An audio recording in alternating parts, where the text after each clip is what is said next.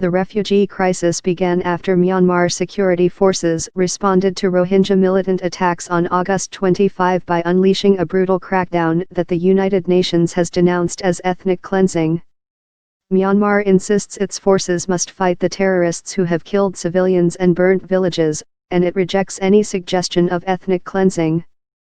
But rights groups say more than half of more than 400 Rohingya villages in the north of Rakhine state have been torched in a campaign by the security forces and Buddhist vigilantes to drive out Muslims.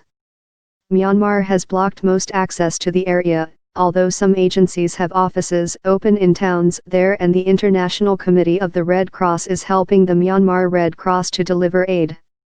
This flow out of Myanmar has not stopped yet. It's into the hundreds of thousands of Rohingya who are still in Myanmar. We want to be ready in case there is a further exodus, Lowcock told a news briefing in Geneva. 500,000 people do not pick up sticks and flee their country on a whim. An estimated 2,000 Rohingya are arriving in Bangladesh every day, Joel Millman of the International Organization for Migration, IOM, told a separate briefing. Myanmar officials have said they attempted to reassure groups trying to flee to Bangladesh but could not stop people who were not citizens from leaving. The official Myanmar news agency said large numbers of Muslims were preparing to cross the border. It cited their reasons as livelihood difficulties, health problems, and a belief of insecurity. Aid agencies have warned of a malnutrition crisis with about 281,000 people in Bangladesh in urgent need of food, including 145,000 children under 5 and more than 50,000 pregnant and breastfeeding women. Cholera is a risk, amid fears of disease spreading in the rain-drenched camps where aid workers are trying to install sanitation systems, a spokesman for the World Health Organization said.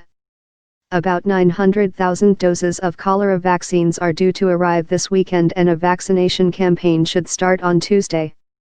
The Rohingya are regarded as illegal immigrants in Buddhist-majority Myanmar, and most are stateless. Myanmar leader Aung San Suu Kyi has faced criticism for not doing more to stop the violence, although a military-drafted constitution gives her no power over the security forces. She has condemned rights abuses and said Myanmar was ready to start a process agreed with Bangladesh in 1993 by which anyone verified as a refugee would be accepted back, but there is little hope for speedy repatriation. Both the United States and Britain have warned Myanmar the crisis is putting at risk the progress it has made since the military began to loosen its grip on power. China, which built close ties with Myanmar while it was under military rule and Western sanctions, has been supportive. In Washington, U.S. officials said sanctions and the withholding of aid were among the options available to press Myanmar to halt the violence, but they had to be careful to avoid worsening the crisis. We don't want to take actions that exacerbate their suffering. There is that risk in this complicated environment, Patrick Murphy, a Deputy Assistant Secretary of State, told a hearing of the U.S. House of Representatives Foreign Affairs Committee.